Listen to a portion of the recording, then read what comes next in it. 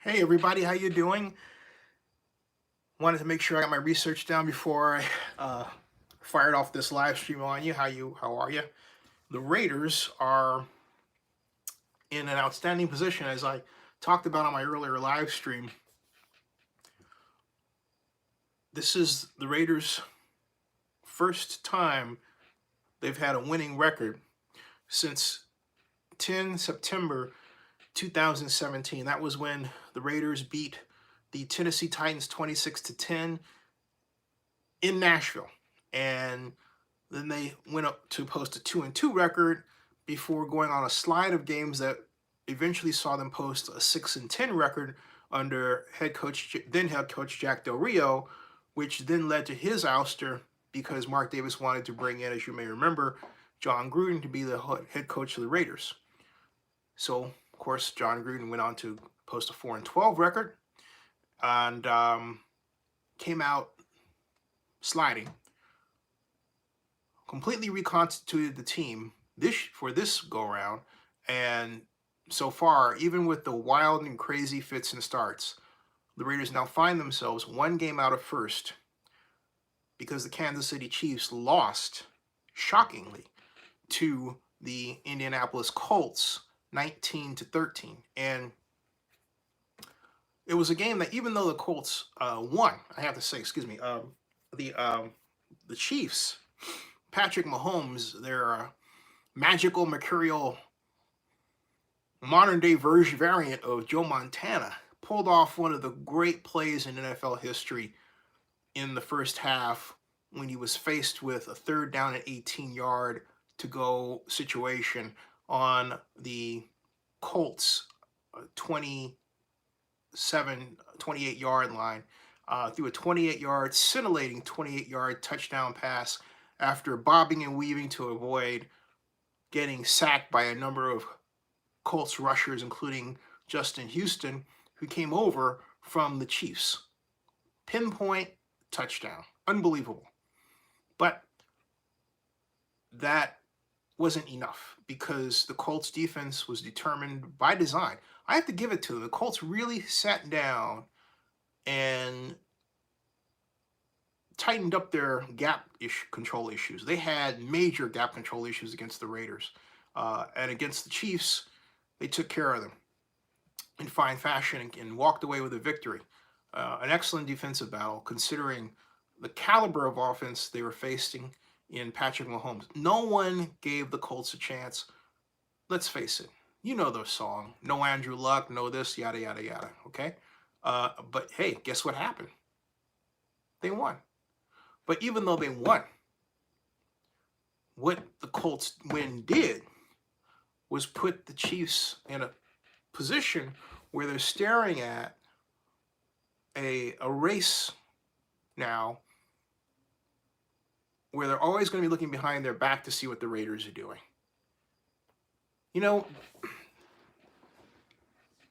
the last time the Raiders have ever been in a situation like that, I mean, even close, actually was 2015, when they did eventually go to the playoffs. But that was the last time. And that was under Jack Del Rio. And then the last time before that, you'll have to go way back to find that. So this is a great place to be. The question is, will the Raiders sustain it? And if so, how can the Raiders sustain it? And that all points to the next question. The next question is, well, hey, who's the Raiders' next opponent? First of all, let's assess where the Raiders are right now. AFC West, the Chiefs are 4 wins and 1 loss. They are no longer undefeated. Not only that, Mahomes seems to be injured. The Raiders are 3 games and 2 losses. 3 wins and 2 losses, 600 record. Points total, points allowed, 123, okay? And their but their points scored are at 103, and then their net point differential is 20 versus 35, a negative 20, and that's a red flag. They are 2-1 at home, 1-1 on the road. 1-1 in the division, with a 500 percentage. So and they're on a 2-game win streak. So as we click and double down on the Raiders to look at what to expect in the future, we've got, of course, Denver Broncos won, which now we have to start. Hey, everybody, welcome to Zenny62. We now have to start talking about the Denver Broncos as being potentially dangerous because they won. But the next game is one that, boy, really, the next set of games, excuse me, is one that really gives you that kind of sinking feeling like, oh my God, can we pull this out? And you know why? Because the Raiders walk into the lair of your Green Bay Packers. That's right.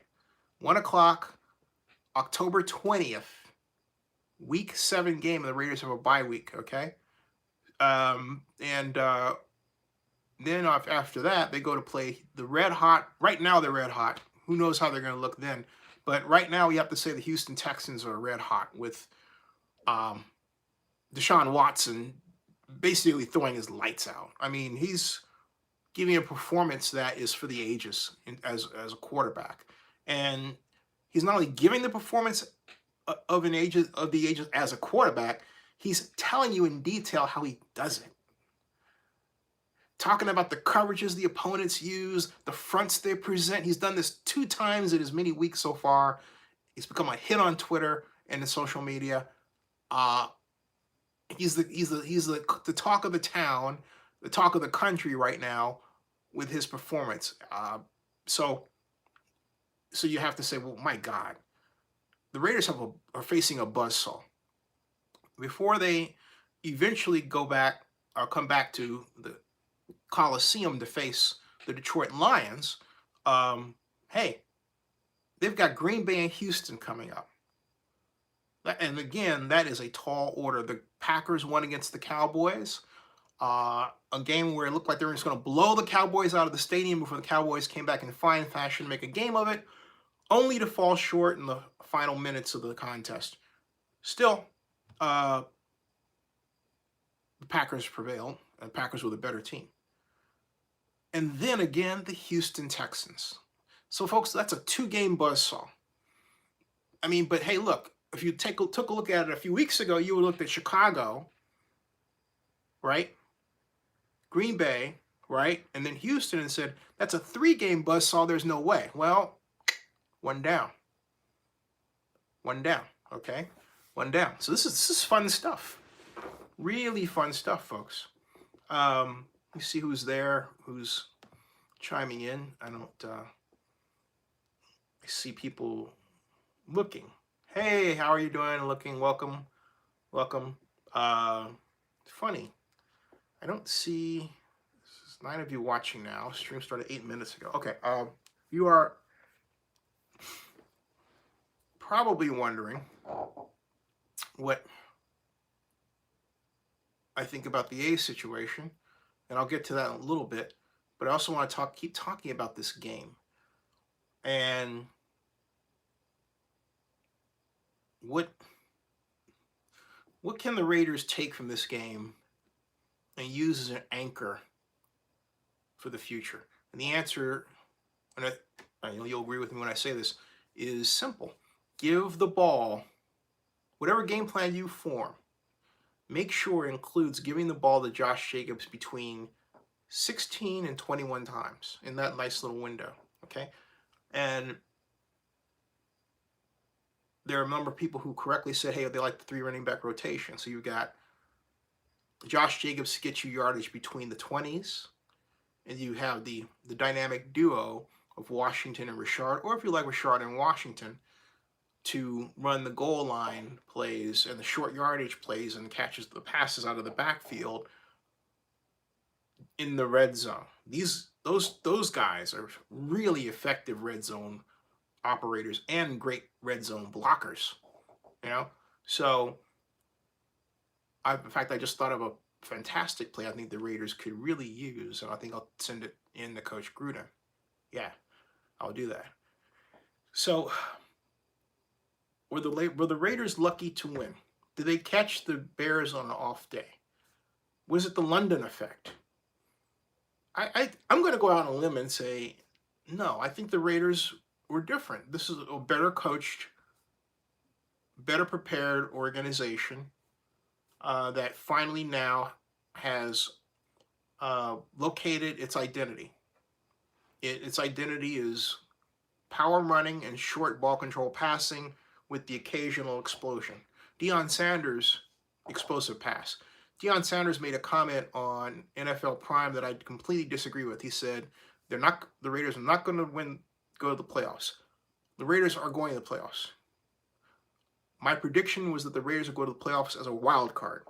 I had no reason, and I've seen no reason at all this season to cause me to want to back off of that. I was more certain of that when Antonio Brown was part of the team, but I am certain that Antonio Brown can be schemed around, okay? And I don't say that to take away from his extraordinary abilities, okay? But there are ways to get the job done without necessarily having a wide receiver that runs a 4.1 or 4.2 40, and you can rely on a go route. I mean, it's a nice have. You know, it's a nice thing to be able to call on a person who has that ability. But if that person's not there, it doesn't eliminate you from winning. If you understand how to build the proper offense, and I think the Raiders are there, you can do it. You can win without a speedster, okay? Especially since you've got a person on your team, on your offense, who has caught passes out of the backfield in college many times for big gains as recently as last year. Yes, Josh Jacobs. People forget that. Josh Jacobs wasn't just a runner in Alabama, okay? Jacobs was, it's a little, well, it's stuffy up here for some reason. It's like, I don't know why that is. It's like, oof, something. But I think it might be the light. But, you know, if that light were brighter, it'd probably be even more of that case. But whatever. I could have a fan going in the background. Or I do have a fan right over. No, actually, it's downstairs. Anyway, whatever. It's not.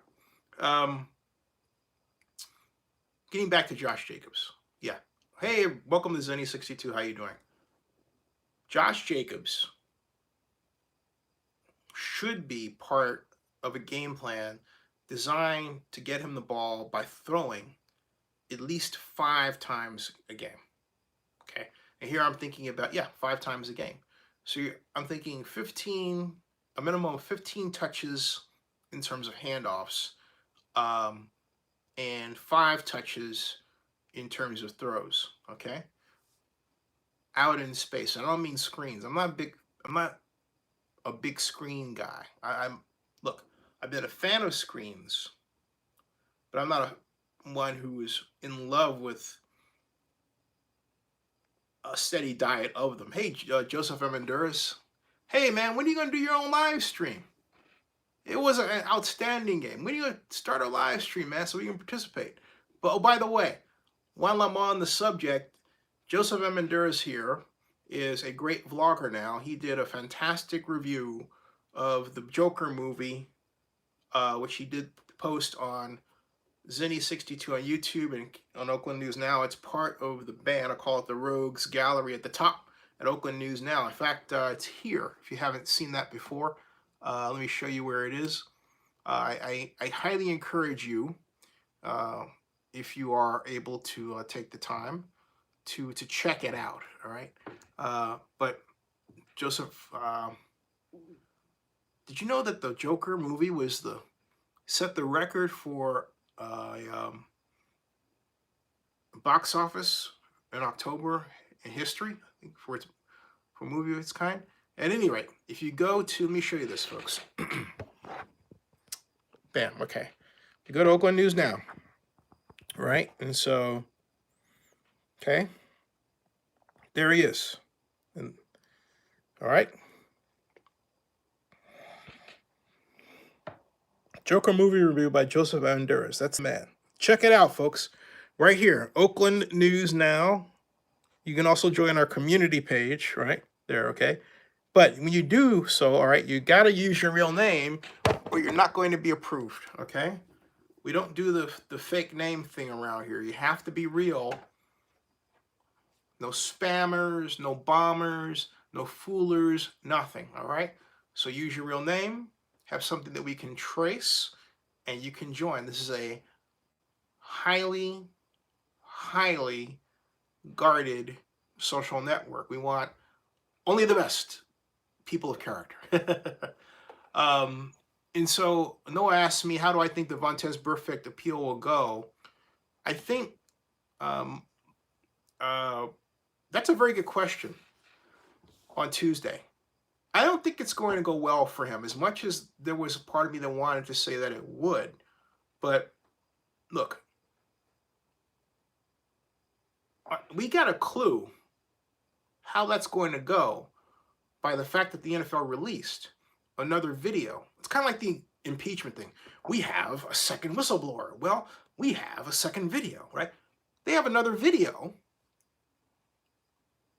that they're using in the string of accusations that the NFL believes justify that actions. We're not talking about the commissioner. We're talking about seasoned former NFL players like legendary John Runyon, all right? These guys are no fly-by-nights. They brought a lot to the league. So, quite frankly, Vontaze will be facing a jury of his peers. There is no excuse for the hunting, and the league wants it to stop. And I understand there are people who are fans of Vontaze. I'm not at all against Vontaze. This is not a personal issue, but you don't take actions that you know are going to hurt your team's ability to win, or let alone your own pocketbook. And that's where I think Vontaze really has to have a come to Jesus meeting with himself and God. And he has to say, you know, if I really love this game and I want to continue making a living of it, how do I get myself to stop doing that, right? And how do I make a contribution? And that's, I think, what he has to do is, instead of resisting it, turn around and say, you know what? I will be a better player, more attentive to the needs of the maintenance of player safety, okay? If he can say that, I think he'll win a lot of converts.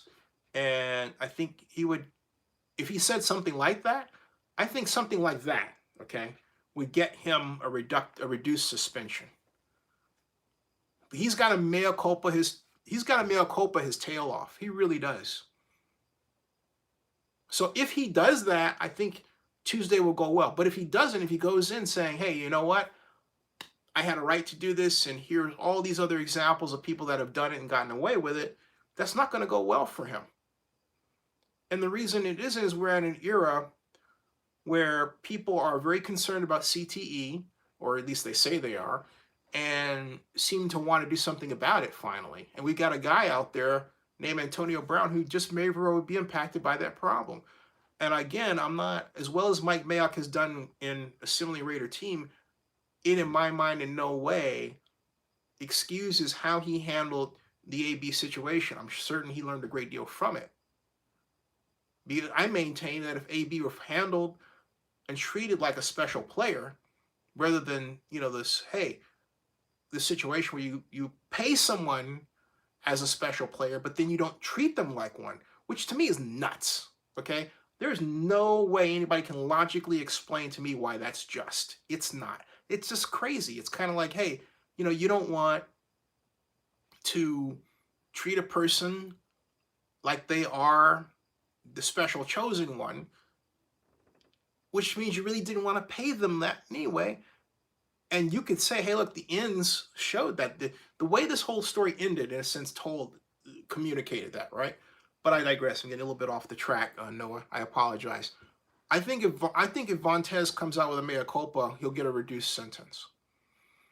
But if he goes in with this idea that he was that's in his right to do it in some kind of way, which is crazy, forget it. Forget it. And it's easy to do. Just, apologize, do something in writing. This is some place where, I mean, if you're thinking, hey, Zenny, didn't you say that AB shouldn't dance? This is not that situation. You're talking about hurting somebody on the field in a way that, and yeah, I know Jack, the tight end, said, hey, it was just a normal routine play to him. And he's out there used to getting hit. But again, we're at a time when people are emboldened to step in and say, all right, enough. And that's where we're at. People have seen enough of this. They saw it with Junior Seau. It was a terrible situation. Okay? And I certainly hope that we continue to say enough, where we say, look, you're going to cause head trauma to somebody else. It doesn't matter they think it's okay. It doesn't matter they think it's part of the game. Somebody has to come in and play cop. Say, it's enough. So, to answer your question, Noah, if Vontaze Burfict comes up and says, okay, I apologize for what I did. I'll be a better player. I think he'll be well on the way to reduce sentence and a better career. I sure do. Because, and I say this and I'm repeating myself, I'm quite aware that I've said this now 3 times in this go, right? Antonio Brown has a CTE problem. Pure straight out. It's in our face. Will he win his grievance? Yeah, he'll win his grievance. Because both the Raiders and the Steelers handled the situation collectively clumsily. Okay? So he'll win his grievance. I would be shocked if he didn't. Just saying. All right, so since this is an abbreviated stream, let me shift gears and show you. This is your first look at the real Las Vegas parking situation. And so Joseph Amenduras has a comment here stating, I don't know if you would win his grievance against the Raiders since he requested out thoughts. I don't understand what you mean by that. You mean if I represented him to win his grievance and what I'm talking about, since he requested out? Well, again, regardless, the question is how can you win the grievance? And I'm saying the only way you can is to say I'm sorry and do the mea culpas. That's the way the NFL works. You meet with John Runyon and then the commissioner, and if they believe that you are sorry, like look at Ezekiel Elliott, then you'll get your reward. Joseph says, sorry, what I meant was since he requested to get released, how would the Raiders still be beholden to pay him? Well, that's a different situation. I'm not talking about, or you asked me how, if I thought he would win his grievance, okay? And, I see what you're getting at. Oh, gosh. What's wrong with my head today? Yes. Yeah. He will win his grievance. I was thinking about the suspension and the appeal. I was talking about what he had to do, but he would definitely win his grievance against the Raiders. Absolutely. That's a different matter. But the question is, I misunderstood. I thought you were referring to whether or not he would win his appeal of his suspension, because that's out there. And I didn't know what day they were going to meet. I assumed maybe it was Tuesday. I'll find out again. Well, I can find out. I don't feel like searching it right now because it would interrupt the flow of our conversation here, right? If you are of a mind to take a look, great. But I don't want to interrupt the flow of this by looking down and pausing because I have something else I want to show you. Okay, so we're looking at a PowerPoint presentation This is, excuse me, folks, right here. Right there. Bam. See that? Stadium site, right? Okay. Clark County parcels. These are the parcels that you've heard about, the parking parcels. And somebody said that they were like 6/10 of a mile. That's not 6/10 of a mile, folks, all right? Let me show you what that really is. This is one look at it. But let's look at an actual Google map. There. Okay. So this is it in reality. There is the stadium. Okay. And so if you scroll down here, that's 2,000 feet. So all you have to do, right? Take that like this, put your fingers and measure it, right? And then turn it sideways like that. And then go, okay, that's 2,000 feet, 4,000 feet, 6,000 feet. So you're over a mile, right? And then 12,000, that's over 2 miles. So that's just under 2 miles. That's about a mile and a half, a mile and a third. So it's about a mile and a third away. And it's not 6/10 of a mile. It's here. Okay. So let's move in closer, see what that looks like. Tahiti Village Resort area. Okay. That's it. It's this land right in here. You have a Boot Barn, a Work Store, Manor Suites, the Tahiti Village Resort here, the LMG Las Vegas, all right? You got Sports Social, a VIP pet resort there. Prudential, you have the Las Vegas Freeway. Now, what I don't like about this location myself, all right, is as I expand out here, okay, and I go up, guess what's nearby? The airport, okay? And so if I need to go into the airport, right? I go over here, I've got MGM Resorts, and I go in here. There's McCarran and long-term parking, okay? It's intersection, all right? East Russell Avenue. So point I'm making is one way or another, this is going to push people right into, if you have to go up the way via bus, traffic that in part is generated from the airport. And then, of course, you've got the strip. And then here. So this is going to be chock-a-block. I mean,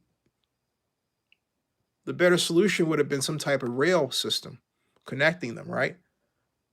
I mean, in the way that they're futzing around, or high-speed or dedicated right-of-way, right? Okay? So,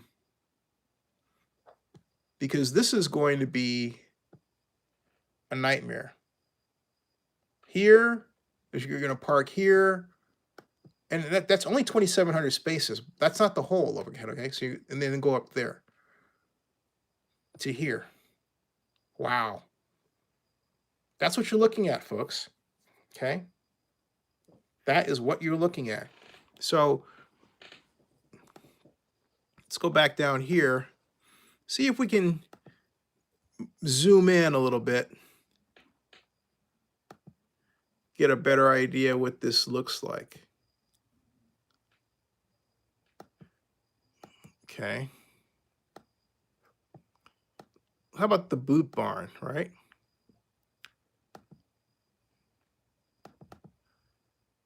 Let's see here. It won't give me the 3D. I'm looking for the 3D image. It won't give me the 3D image there. Dang it. So I'm going to move him closer and closer. Maybe if I click on the little guy here, right? Images. Street view. Okay.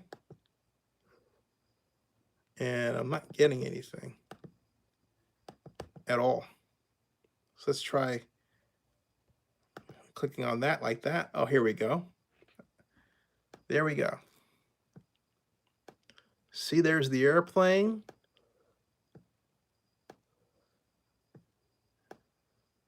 And let's see, maybe we can get out of this little hovel here, right? See where we're at. See, that says boot barn right there, right? See that? So if that's the boot barn, and this is the other area. Ah, look at that. Give me land, lots of land. Da, da, da, da, da, da. Okay, so this is South Las Vegas Boulevard. And that is not, I don't believe that's the area going to have people park. Because let's go over here. That's a 7-Eleven, right? Let's go down the street here. There's your boot barn, okay? So let's go over here. Let's go further down. Your boot barn is still there, all right? And turn over here. Ah, there it is. That's the land. There's your land, okay? Road closed. They're going to change all that, all right? So look out in the distance. What is that? Let's go down here. You see that in the distance? You know what that is? That's Mandalay Bay. So the stadium is over there. So folks, here is a look at how far away the parking area is. This is the parking zone, right? The stadium's in the distance over here, okay? So that's how far away you are. I just gave you your first look at what the parking area is going to look like and the kind of vista you're going to have with a stadium in the distance. And it's a long way. Boom. Okay. Boy, oh boy. Let's go over here. Maybe it can... let's see here. Try to figure out how we can get over there. Let's zoom out. Zoom out again. Go down here. That road, that whole road is closed, okay? So the only way we're going to get around that way, close around here, go down the street here, right? Go over here, go over here, go over here,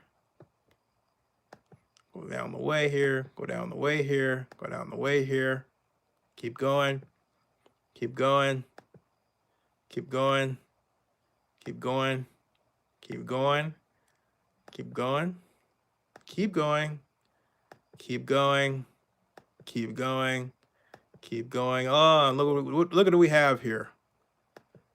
Okay, what is this? That's I-15, all right? So you get an idea of how we're going to try to get there, right? So, of course, keep going this way, keep going this way, going this way. Now, I think it's going to take us on the freeway, but right now we're going over the overpass, right? I'm trying to figure out if I can just simply go over here and go off in this direction. It won't let me go over the fence. It's like, no, we're not going to let you fly over. You have to cross like every other person. You have to pretend like you're a normal human being here. Okay, I got you. So let's go down to this intersection here. Okay. Go over here, right?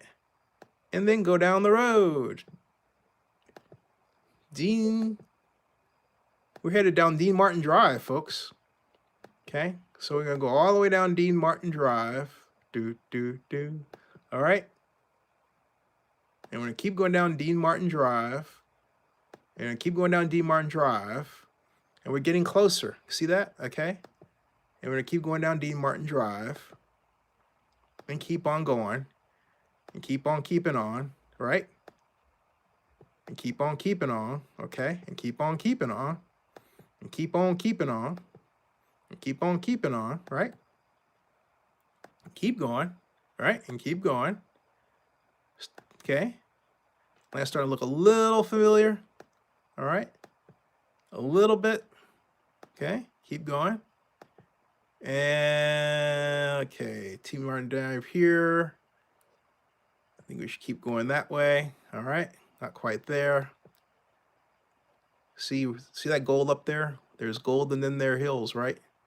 Keep going, keep going, keep going, keep going, keep going. Hey, hey, hey, hey, hey, hey, right? Keep going, keep going. Look familiar? Okay, keep going, keep going, keep going. What's that up there? That's the stadium, right? There you go, okay? And voila, there's the stadium, and we've arrived at the stadium. That is a long way away. Now, can you imagine? Note that, okay? Note this, folks. Because can you imagine? Look at that, there it is. So can you imagine? This is really up to date. All right, so you've seen it, okay? Can you imagine that? That's a long way, all right? And now that's with no traffic on it. Okay, so imagine it with traffic, and not only that though, all right, it's about it's a little under 3 miles. I will say this, however, if the condition what we just saw featured almost no traffic whatsoever, if you add traffic to it, it's not going to be so bad until you get closer, it would seem, okay? It's going to, I'm not trying to put a rosy scenario on it, but we're not talking about Manhattan. However, if I were attending a Raiders game, I would, rather than park down there, I would be better off someplace around the Strip, and I wouldn't walk in the heat. I would go to Aria and try to take an Uber, right? Or a Lyft or something like that, or a cab, okay? But I wouldn't do it where I was parking down that way. They are basically relegating the cars to a no person's land, excuse me. And it would be better. It's too bad that they couldn't work a deal with the casinos and cars, but the casinos are probably asking for a lot of scratch. It's unfortunate, this situation they have right now. It really is. I mean, and what this demonstrates is, frankly, the degree to which this is sort of a piecemeal effort at this point, as opposed to one coherent, unified urban design and planning effort. Very disappointing. Very disappointing. But there you go. You've got your first look at what it's going to be like to go from the parking lot to the stadium. There you go. You can thank me later. Welcome to Zenny62. All right. Kenny Young, early thoughts on Raider Packers in Week 7. Raiders going to Lambeau Field. Toss up. This is a difficult one for my crystal ball to come out with right now. But I do believe that the Raiders, I believe the Packers are the team that I thought they were preseason. Crisp. I mean, you could see in preseason their attention to detail off the ball. What I like about the Packers is their offense approach is not wasted motion, okay? And I'm very impressed with what I saw in the preseason. It's carried over to the regular season. So I believe that if the Packers, I believe the Packers win a close one by 7 points, but I think the main clue is if the Raiders come out a pass rush against Aaron Rodgers that keeps him just a little off balance, and then control the ball and keep it away from the Packers offense. That's the key. So basically, keeping Aaron Rodgers off balance. I'm not willing to say that even though the Packers running game has been very effective, I'm not willing to say the Raiders can't stop it. Okay? But if the Raiders ball control offense can keep the Packers offense off the field and pick up yards in small chunks, like 4 yards here, 5 yards there, the Raiders can win. But they have to use a varied approach with formations and movement before the snap and creative applications of trap plays, almost a 70s approach to running the football, and then mate that with play action to get the ball to in particular their backs and wide receivers, their backs and tight ends. I don't think this is the game where you start thinking about getting it to the wide receivers. I think you think inside out. Quite literally using your backs on long passes. Yes, I did say that.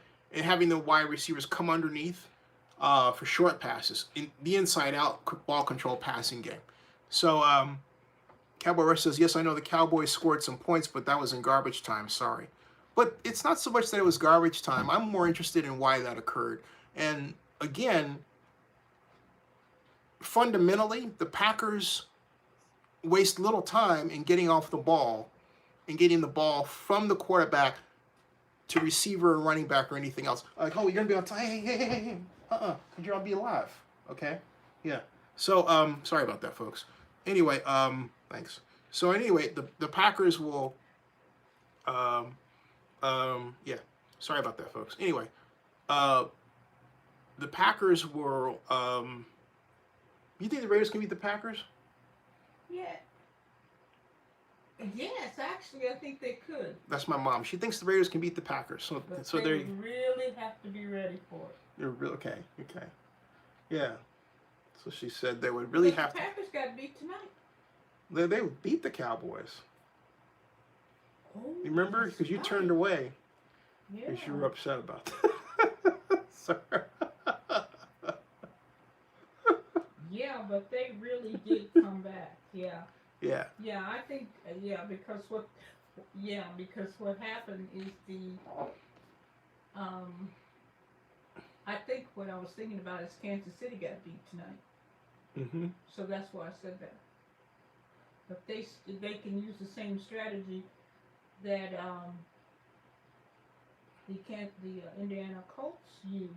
I think they could apply the same thing, and yeah, they could, because they said any day any team can be beat. Yeah, I could say that. Yeah. Yep. So there you go. You just have to use the right strategy. Mm-hmm. Yeah. So there you go. Cowboy Ursula says, boy, the folks down here in Dallas are freaking out about the Cowboys' loss, and I thought the Raider fans freaked out over a loss. Yep. Yeah. So there you go. That's the Cowboys shouldn't have lost that game. My mom says the Cowboys shouldn't have lost the game. And Black Lion says Trent Brown MVP, laugh out loud. Yeah. Wow. So anyway, I'm gonna wrap up. How you feeling, Ma? You okay? I feel fine. I have some good news for you. Okay. So all right. So it's late here. And by the way, I have successfully gotten rid of a Twitter account that was harassing me that is a Raider fan, or claimed to be, okay? So I'm telling anybody this that has an idea of using one of my videos in a way that they think is humorous, your work will be taken down, will be found and taken down, okay? Straight out. Because I don't do that, and I think you're that's classless. So I'm just letting you know that, all right? All right. Have a good one, everybody. One love, and I'll talk to you all later. Okay, see ya.